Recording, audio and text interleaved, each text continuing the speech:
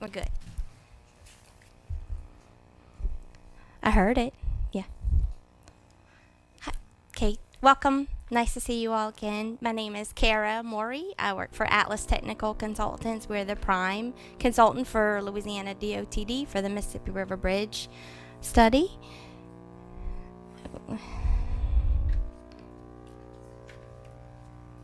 Okay, I'm gonna have to scroll, just scroll through, I guess.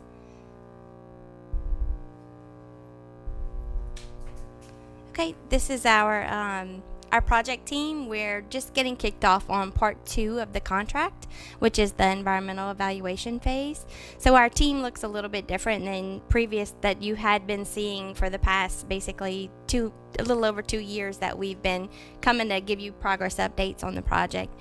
Some of these team members were obviously on the original team when we first won the project, but they did not have a piece yet to do until we got to the second phase. And then we did have to add a couple of specialty additions to the team, such as like geotech and bring in some cultural resource help, since it's going to be such a big undertaking and part of the environmental evaluation.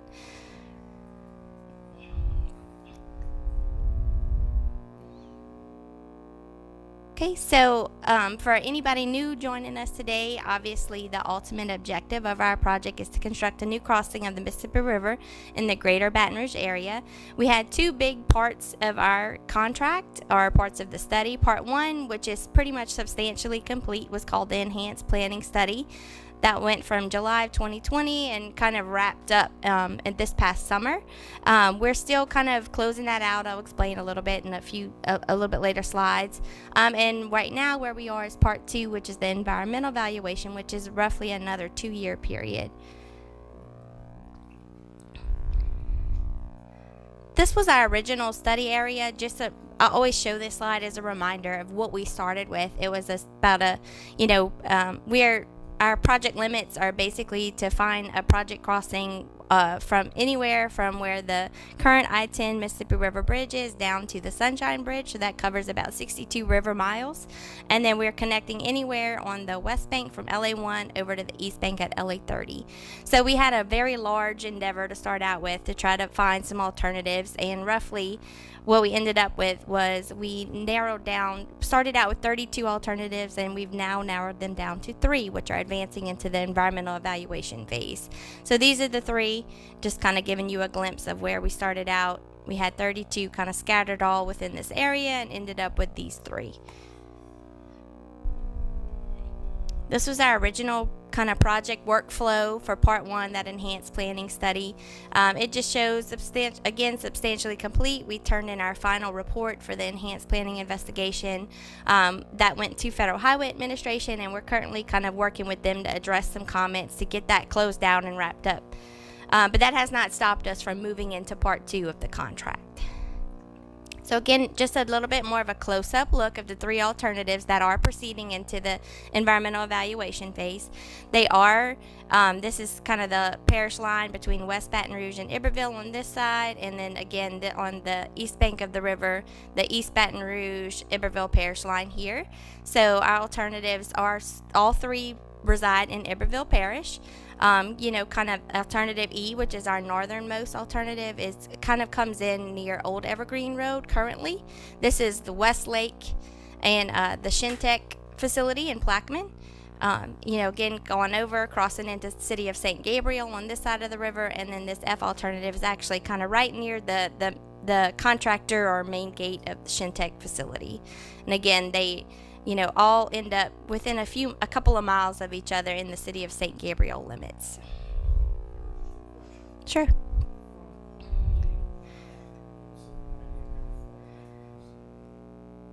Oh, I would say it's about a couple of miles. They're just maybe 2. I know it's 2 miles from where Bluebonnet is to this one. So I think it's about maybe a little less than 2 miles. It's definitely not more than 2 miles, I don't believe. Same here too, on the east bank of the river. I almost the same distance between each other. I know alternative Roman numeral 4 is about 2 miles south of Bluebonnet, which is just kind of right up here.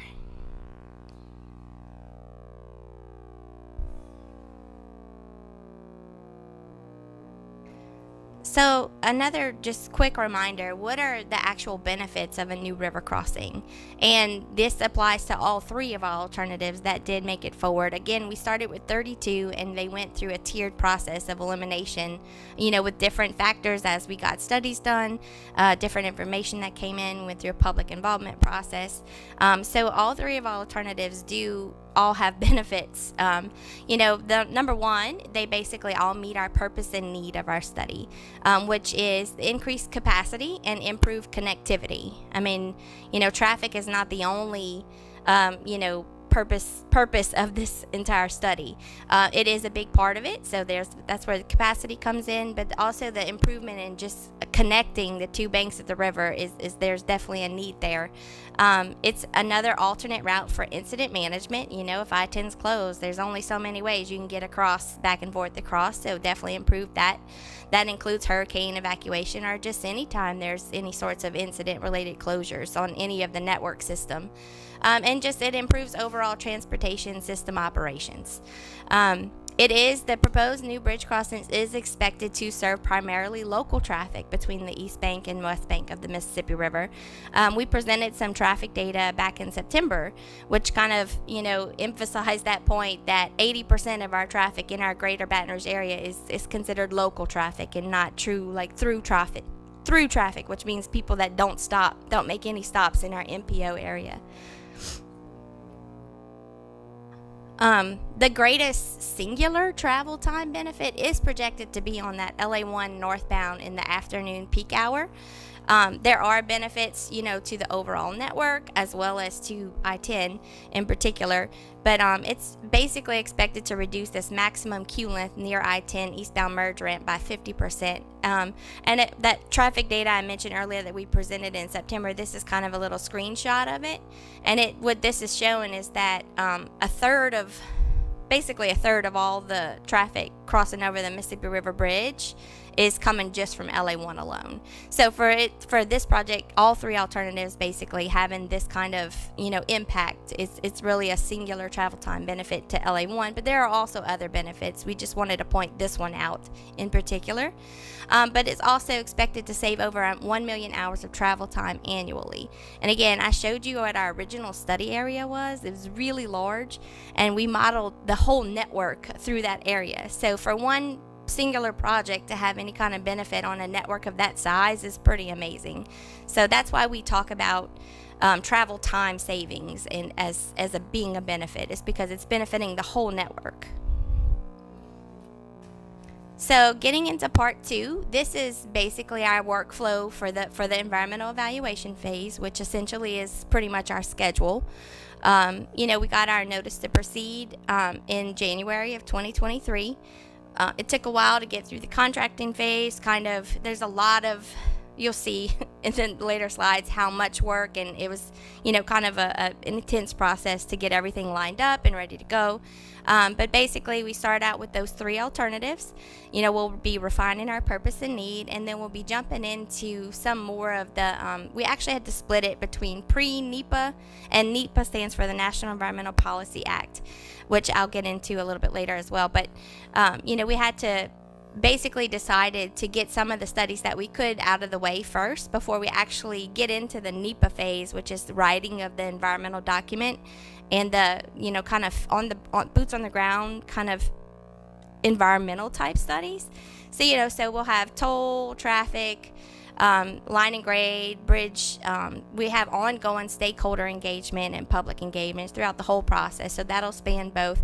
But ultimately, we'll be, doing a lot more public involvement, and then we'll come out with a preferred alternative from those 3.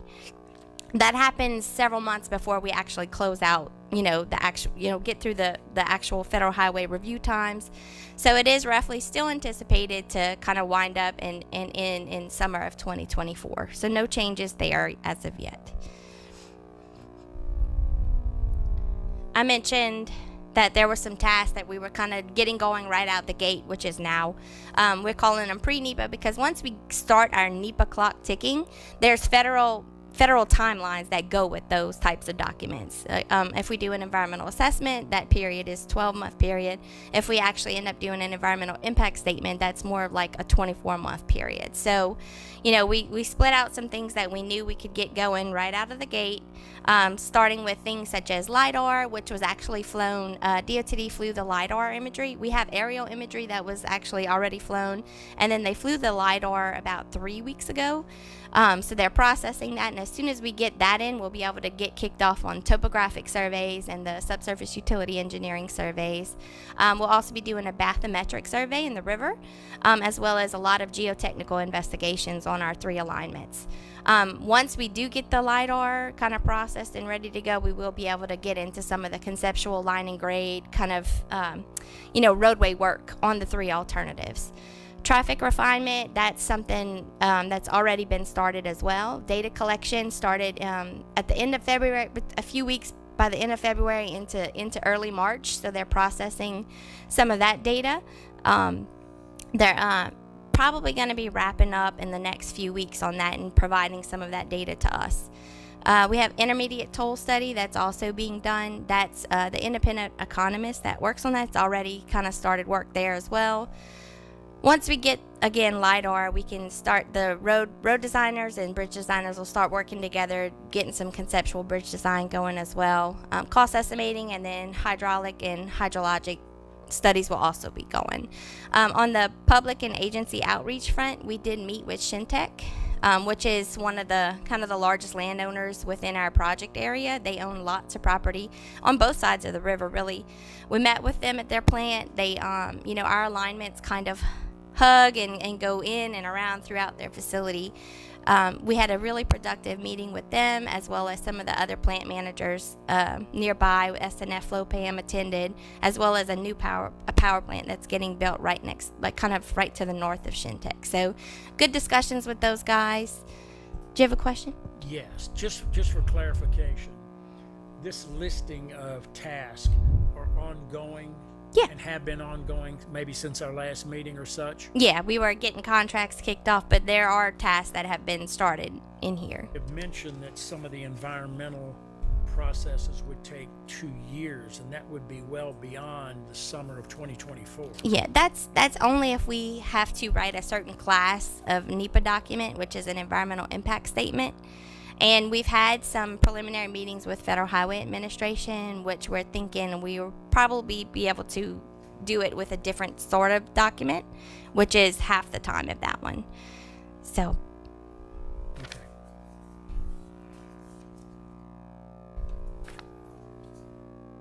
Yeah, so a lot of stakeholder coordination already has taken place, but we'll continue to do that, talk to landowners, anybody. We're working with them to kind of refine some of the alignments. We want to try to avoid, and impact them as in the least amount as possible. So once we do, again, a lot of those things, there's a lot of balls up in the air, things happening concurrently, but once we actually get into NEPA document, which we're thinking will probably be late summer, is where we'll actually start that NEPA clock ticking. Again, we'll have more rounds of public meetings, and then eventually we'll get a preferred alternative that comes out of kind of the first round that we do there. And then once we have that preferred alternative, we publish a draft environmental document, and then we would have public hearings again for more public input. One more question. Sure. What sort of factors would differentiate the 3 alternatives into a preferred? So NEPA is an umbrella. I think I don't know if you were able to make it last time, but I presented kind of what NEPA is. It's an umbrella. Basically, it covers all of the environmental laws and executive orders. So it covers anything from threatened and endangered species, wetlands, environmental justice, noise, air, right-of-way, phase 1 environmental site assessments. It covers a wide variety of things. So, basically, the way that we were able to narrow down the alternatives, we did as much research as we could. We did a lot of upfront research to try to avoid everything that we knew we could. Anything that was a publicly available database. We checked wetlands without doing boots on the ground studies. We checked everything that could. The one thing that we don't know for sure is cultural resources. We've not, once you start digging and starting those field surveys, such as wetlands, the cultural resources, kind of what I have listed there.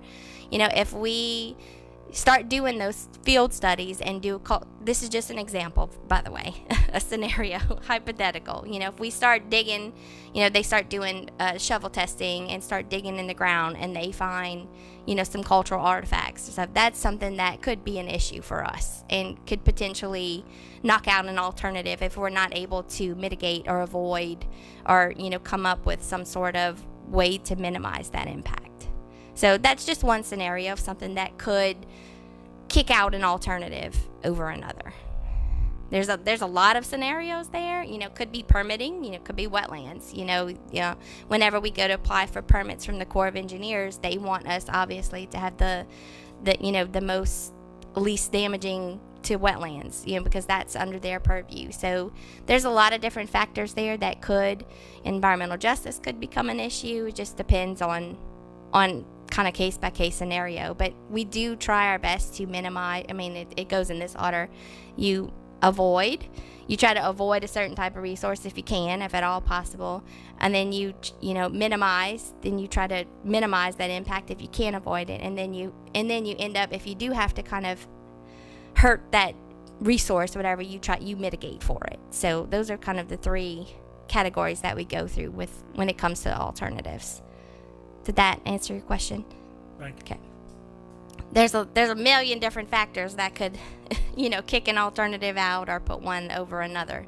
But that's sort of the reason why we carried three into our environmental study, just in case we have one that is, for whatever reason unbeknownst to us when we did our first, enhanced planning study. If we come to something that absolutely showstops it, we have two others that could potentially be carried forward. So we'll be writing, like I mentioned, an EA or an EIS, depending on how we wrap up with Federal Highway Administration. Again, like we said, we felt like we avoided as much as we could that we knew was out there to begin with. So hopefully that pays off for us and we're able to kind of go seamlessly into the environmental document phase. And then we'll be kicking off these field surveys, and a lot of these things happen concurrently as well. That's when I was looking for sort of a picture, I felt like this was the most accurate, because you have all these little time clocks that we're up against and all these balls juggling in the air. We're trying to get everything, done with our schedule. We'll be doing boots on the ground, wetland delineations, threatened and endangered species surveys, the archaeological and cultural resource, real field investigations on our corridor, each of our three corridors, air, noise, conceptual stage relocation plan, a phase 1 environmental site assessment. Again, traffic will be kind of wrapping up into the next phase, and then so will that intermediate tool study. And that will play into all what gets written into our environmental document and how we make decisions on which is the preferred over the other two. And that's it.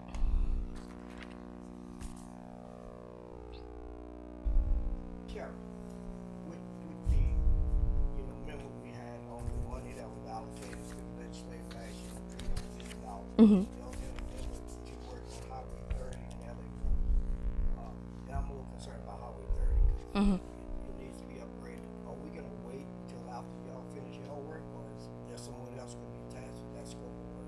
So already that one is actually a little bit more ahead of us. It's a separate project. It is already in the environmental evaluation phase. I believe they extended the limits as well. Dr. Calavota might be able to answer that more than I can, but the corridor, I think, was it from the parish line originally to I-10 by Tanger, which was, already under the environmental phase to widen that corridor. Correct. Yeah. And I think last I heard they were extending the limits a little bit further north. But that was a Move BR program project originally. So, but it is currently, we did coordinate with the consultant who's the prime consultant for that study and kind of coordinated some of the data collection efforts with our traffic. The environmental document did extend into East Baton Rouge Parish, but it's East Baton Rouge Parish, that's a Move BR project, you're correct. but we're going to go ahead and process the environmental as part of the environmental on the whole corridor. So that City Parish, East Baton Rouge City Parish doesn't have to do that. They can just move straight into design and construction. Yeah, so it is a separate project, but it's, it's already, in the process, kind of going through the same process as we are right now. But we are coordinating with them so that we make sure there's no duplication of efforts, and we're kind of sharing data where it makes sense too. So the funding the funding that's already allocated for this, and so this is a separate project that's being funded from some other MPO monies or something? The environmental document is being funded separately. It's not coming out of the 300 million that was set aside for the bridge. So, but there is no funding identified yet for, other than what's in Move BR, which is only in East Baton Rouge Parish. There is no funding identified for four laning of LA 30. And that's beyond what Move BR is covering in East Baton Rouge Parish. Yeah, Move BR only goes to the parish line. Right. So you have the Iberville portion and the Ascension portion not Correct. funded. Mhm. Okay. That's correct.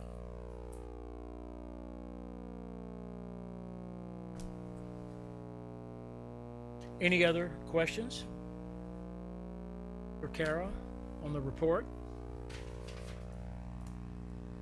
So we are still on target, you feel, to get down to one location and be completed with all of the environmental by the summer of 2024.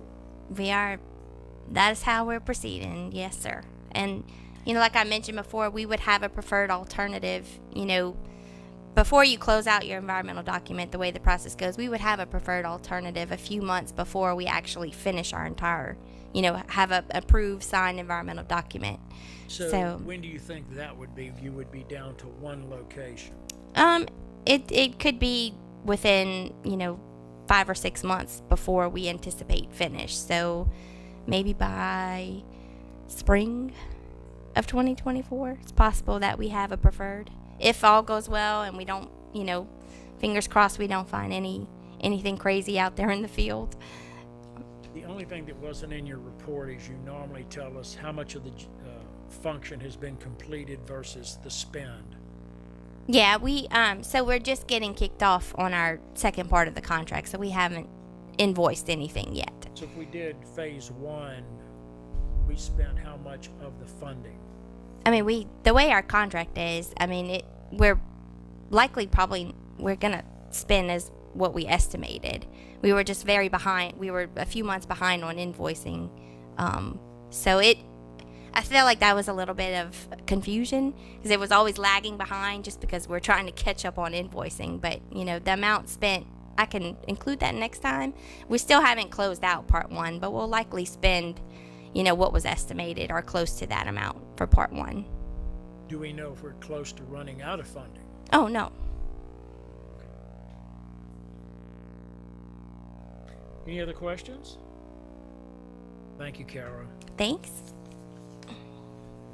Next on the agenda, we have a special presentation by Mr. Corey Landry of the DOTD, who's going to present some information concerning Louisiana Highway 1 and Highway 415, the connector project. Welcome. Thank you. For the How y'all record. doing today? There you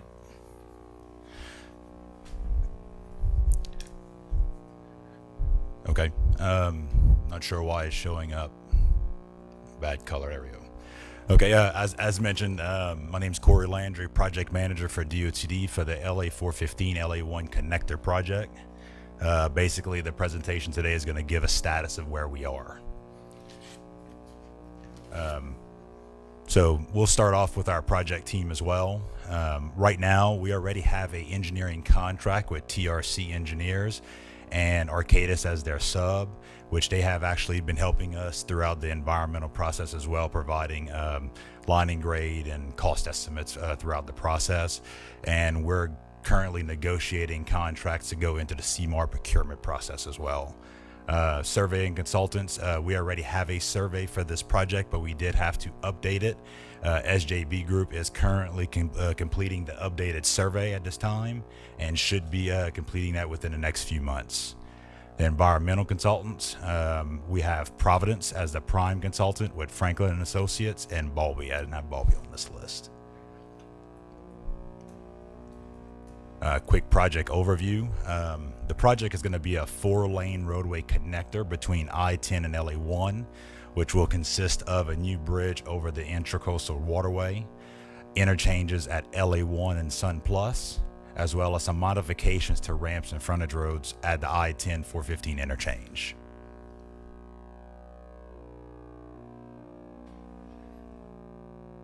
So this image here provides kind of, you can't see the whole thing, kind of a breakout of how we see the traffic being modified with this new connector. So with all eastbound traffic on I-10 that would have utilized LA1 I-10 interchange, we feel that we are going to push, based off of the AM PM peak hours, about 41% of that southbound traffic going southbound on LA1, pulling it off of the interchange of LA1 and I-10.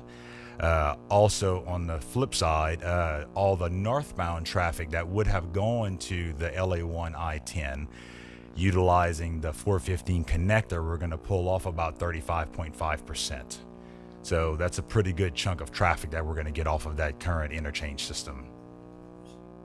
Yes.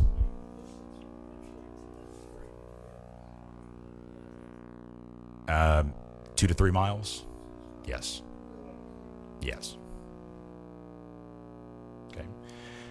This next slide kind of shows us the layout of the old approved FONSI in 2007, which is going to be in yellow, as well as the new reevaluation, which is in blue.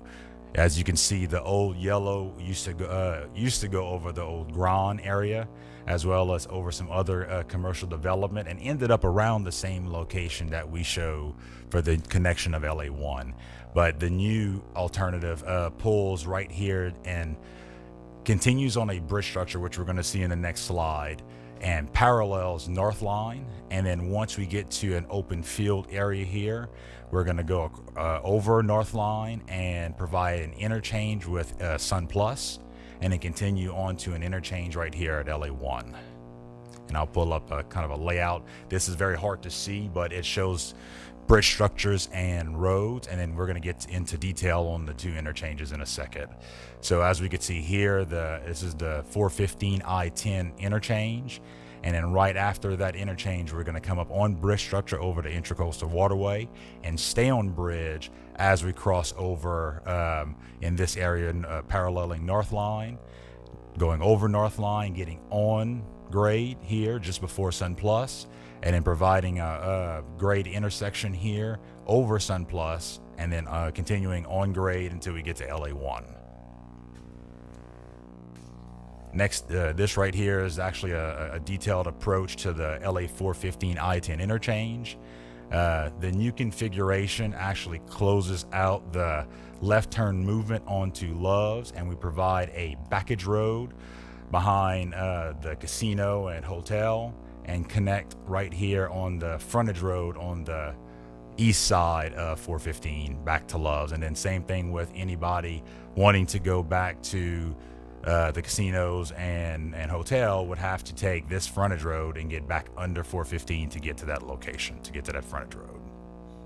We also are going to have some updates to our ramps, as well as some updates to 415 itself in regards to how it's going to interact with the ramps, and including some widening areas and adjustments to other intersections and turnarounds. Next image here is the 415 LA1 interchange. So essentially we have the bridge structure crossing over the railroad track and LA1, providing structure onto a frontage road system. Right here you can see the southbound LA1 separating into 2 different roadways, the through lanes coming in between the 2 frontage road bridge structures, and the split off ramp here would be the roadway that you would want to utilize to turn into Sun Plus. You would not be allowed to take a right onto Sun Plus from the LA 1 through traffic. It would have to be at this ramp. This ramp connects to the frontage road ramps right here, and it gets to the it's off screen, but it gets to the American Way intersection, and that will be able to take a right into American Way or go through and merge into the through lanes of LA 1. And on the opposite side, we would have to go northbound LA 1 and ramp off onto the new 415 ramps to be able to go westbound to the 415 interchange, 415 I-10 interchange. Cost estimates. This is a very high level cost estimate based off of everything that we have seen so far in environmental. Engineering cost is projected to be $5.5 million. Right-of-way cost around $5 million. Utilities $1 million. Construction costs $220 million. And CE&I and owner verification at $9 million. Okay, these are some actual upcoming within the year events. We recently completed our notice of intent March of 2023 for the CMAR process. We're anticipating completion of environmental April of 2023. The letter of intent for CMAR is also anticipated for April of 2023. As I mentioned before, we're doing an update to the topographic survey and two services, and that's going to be completed May of 2023. And we actually anticipate starting engineering a little early, around May of 2023. And then 3 other CMAR process with RFQs in May of 2023, contract award for that CMAR contractor, September of 2023, and a notice to proceed of that same contractor 2023. All right, this is our anticipated schedule for the entire project as we see at this point. Environmental, as I just mentioned, April of 2023. We anticipate we potentially could get the right-of-way completed by either the end of 2024 or beginning of 2025, depending upon, when we can get engineering started. Utility clearance, spring of 2025, and we think that we can get engineering complete for the project by fall of 2025 with our first construction work packages at the end of 25, early 26. And that's it. Thank you. So just one question. With that said, what would be the anticipated construction time? About 3 years. We're thinking it's going to take 3 years to construct the entire project. So about 2029? Yes.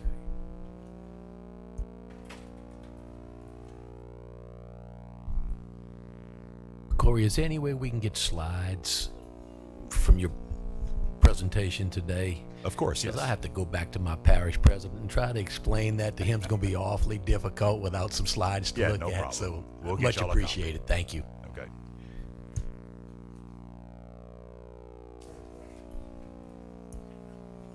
Any questions? Thank you so much. Thank That was you. very enlightening. That's so complimentary to what we're trying to get done on the bridge. So getting that done would be very helpful. Do we have any other new business from any of the commissioners? We want to officially welcome Dr. Cal Lavoda, Secretary of DOTD.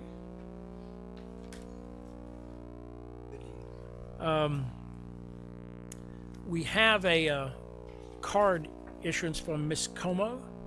You here? She has some comments she'd like to make. I have reviewed your documents where it's a little premature to talk about this because they have not picked a site, but I think it would be appropriate if you'd like to just summarize what your concerns are so that when they do have a public meeting on this, you will be able to reiterate those concerns. So this is Miss Laura Como, and she's representing her family, and the concern that they have is on one of the locations. If I understand that correctly? Yes. Proceed. Can you hear me okay? Yes, ma'am. Okay.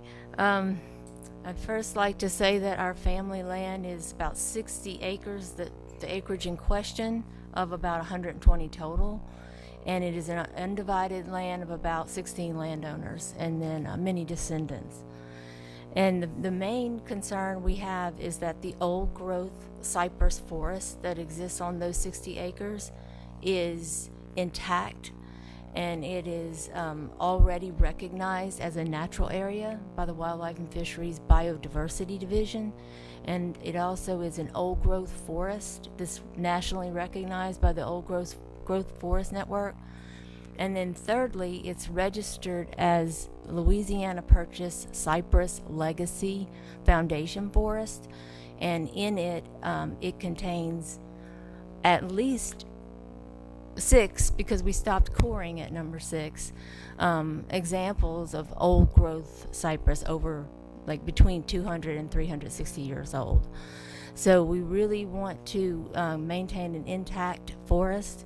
And the main thing that I wanted to point out is in those documents is a map and the GPS points where we pinned and dropped GPS coordinates on over 128 trees. That's not even including the ones that were small enough diameter, that circumference, that we knew were less than 140 years old, just by size. So that's the big ones. And also I wanted to point out that there's a map in there that also shows the exact location, which I sent to Maria. The next thing I just wanted to ask about, which I heard today a little bit of an update, were when are people going to come onto our property, because we would love for you to come see it, and we would love to have boots on the ground, and we invite you to, and have invited Atlas to come out in Providence, and we very much want to be involved when you walk, at least on ours. And I wanted to just point out my concerns. The main thing I felt a big concern about was narrowing down to the 3 locations before understanding what the Google Earth picture was showing as far as woods. So just wanted to point out that from Google Earth, all woods look the same, and there's a 25-year-old forest that was timbered not too long ago right next to ours, and from Google Earth it looks exactly the same. And I just wanted to point that out, that the old growth large trees is what we're trying to protect. And I also think that there should be maybe an option on the table for opening up some of the other other alternatives before we narrow it down to the 3. You narrow down to the 3, just in case this E11-4 gets eliminated. So I just didn't want this committee to focus too much in on the last final 3 being the only alternatives. I wanted to point out that the United States Department of Agriculture is investing $48.6 million this year to renew forest. And so their restoration partnership, their plan calls for, where possible, to steward forest ecosystems where you can, so that they don't have to spend the money next year or the years following on having to repair those forests. The Louisiana Climate Initiatives Task Force, our own state's climate action plan, calls for keeping intact forests. And because we have so much industry, I work for industry, so much industry emissions, the only way to mitigate some of our carbon capture documentation is going to be to document old growth forests.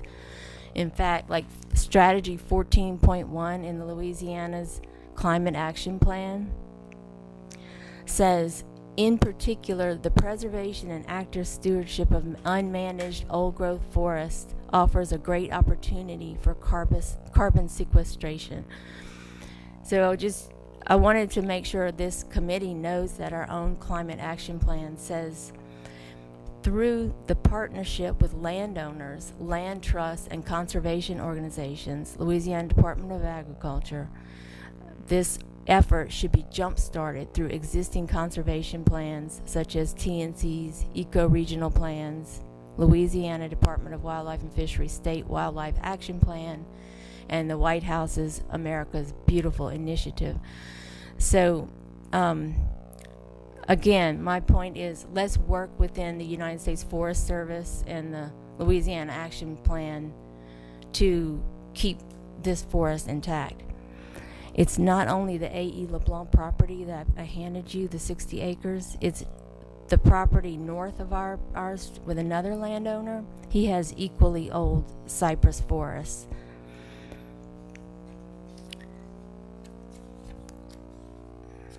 And then the third point I'd like to make is that Louisiana has a revised statute. It's Title 3, 4278.5. Louisiana's state tree is the bald cypress. So this law says that it shall be unlawful for any person or governmental entity to cut, fell, destroy, remove, or to divert for sale any cypress trees growing or lying on public land owned by or under the control of the state or local governing authority.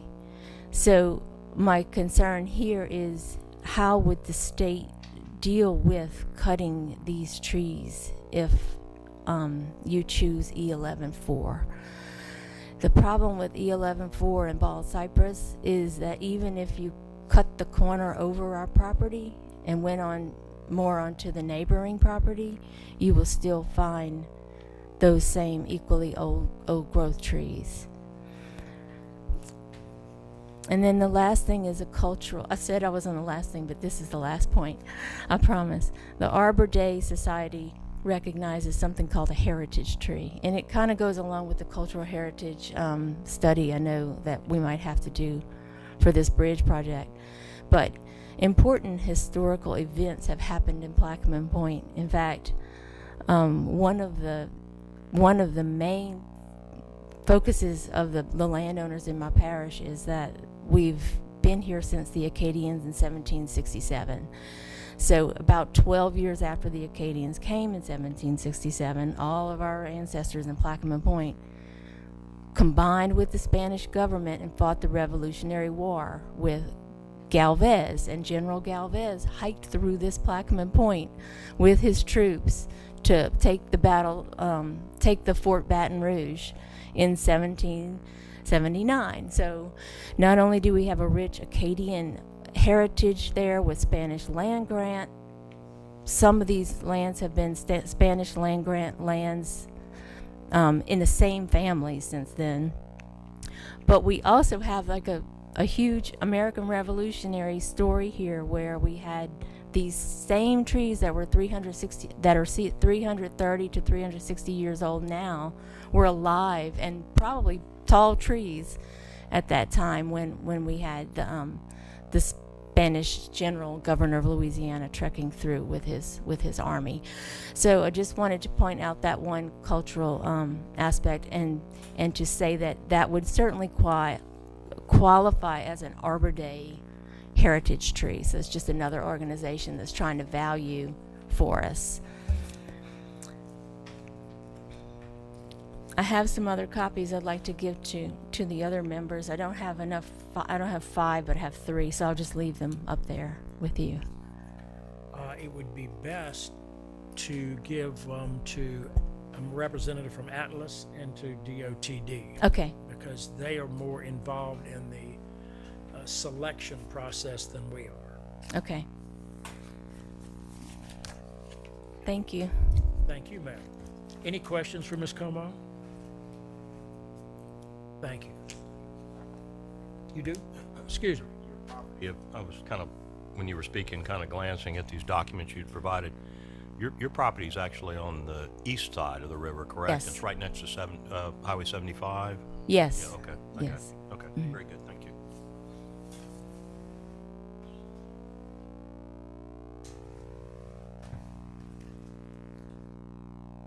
Are you taking speakers?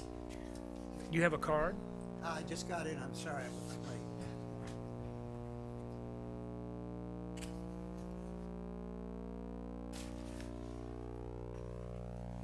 Do we have any further public comment from anybody who has presented a card? Do we have any other cards? If there's not Okay.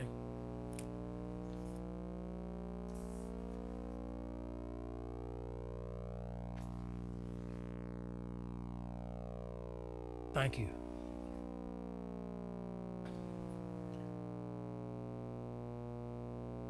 Mr. Holmes?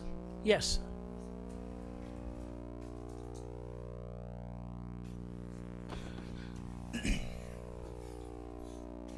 You would just introduce yourself for the record. Thank you. Caleb Holmes, Sierra Club Delta chapter. Just wanted to uplift some of the concerns that we have about the bridge project. Mainly aside from the environmental and heritage factor, you know, the cypress trees and everything that's out there. One of the concerns is, of course, our emissions and specifically traffic. Being a resident of Baton Rouge, I understand how bad the traffic is on that bridge.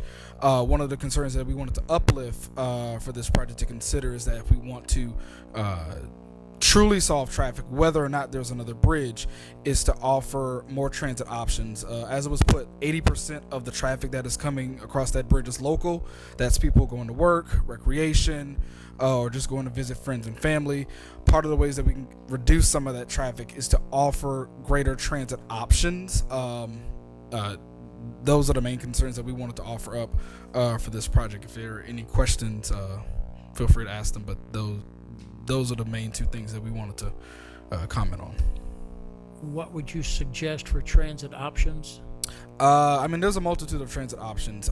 It could be from as simple as working with the local parishes within the project area to include bus services. It could include surge pricing when it comes to coming across the bridge. The main focus is, if we're going to get rid of emissions, the main way we're going to get rid of that is reducing the amount of cars on the road. And if 80% of that traffic is local, then these are people who are essentially forced to be inside of a car to complete mundane and regular trips that could honestly be completed,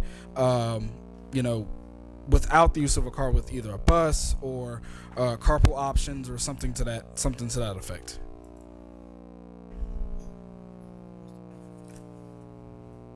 Yes, you know, the Capital Region Planning Commission, we are constantly working on these type of programs, and you know, we just not getting a lot of buy-in from the public. You know, we talked about carpooling, van pooling, all these modes that you just explained, and it's, you know, it's something that you may want to bring this conversation to the Capital Region Planning Commission, because they are constantly working with CATS in Baton Rouge and some other ways to try to get people around. It just, these construction workers, you know, they just want their own truck. They, you know, maybe one or two ride together. We don't have any high occupancy lanes to put anywhere to help. But if I could offer, a positive suggestion, there's a saying, that people don't change when they see the light; they change when they feel the heat. And the way to do that is to actively ensure that, in a lot of ways, it's almost harder to drive an individual car, because if the main goal, right, is to alleviate traffic, and a byproduct of that is to decrease emissions, we're gonna have to get to the point where, if you're just going to work, right, I'm not talking about, if you do need the truck in that particular instance for a construction site or whatever. If you're just going to work, going to get groceries, going to see friends or family, going to the park, whatever it is, if it's not needed with one individual car, with one individual person in there, then those are the ways that we're going to alleviate traffic for those people who might not be local, right? The truck, the 18-wheelers going across the bridge or whoever. Those are the only ways that we're going to alleviate the traffic, whether or not we put a new bridge. Whether or not we put a new bridge across the Mississippi River, that's the only way to alleviate those traffic issues. That it's a little unfortunate, but the reality is the math doesn't math, essentially. You can't have a bunch of individual people in individual cars and get rid of traffic at the same time, no matter if you had a bridge, lane, high occupancy, whatever it is. You have to get more people into single vehicles. So whether that's a truck with 4 people in it or a bus with 20 people in it, that's how you're going to alleviate traffic. I'm good. Thank you. All right, thank you. Thank you. Is this Mr. Stern? Stern? Yeah. And who are you representing, sir? Louisiana Purchase Cypress Legacy. Louisiana Purchase Cypress Legacy, of which I am the director, and I was not sure whether there were any House representatives or Senate representatives up here at this panel, but I was going to say that it was 20 years ago in August that the Senate and that the representatives of the Louisiana House declared Louisiana Purchase Cypress Legacy Month, whose intent is to do just what you heard Laura Como talk about, which is to preserve and promote the stewardship of old growth cypress in Louisiana. So we are celebrating our 20th year, and one of our major events last year was to be notified by Ms. Como that she had property on which were located a significant number of old growth cypress. And as I do throughout the state, I went out and took borings of the old growth cypress on her property. And unlike lots of property in Louisiana, the property that is at issue here, which is the alternative E11-4, I believe, right, is that this tract has a significant amount of old growth cypress that is not just older growth, which is plenty of trees over 100, but as we determined on this coring here, we've got trees that are upwards of 200 to 300 years old. And afterwards, I can certainly, I've got the magnifying glass, you can come out and look at the rings, and you can look at the data that shows how much we've projected the age of these trees to be based on the ring count.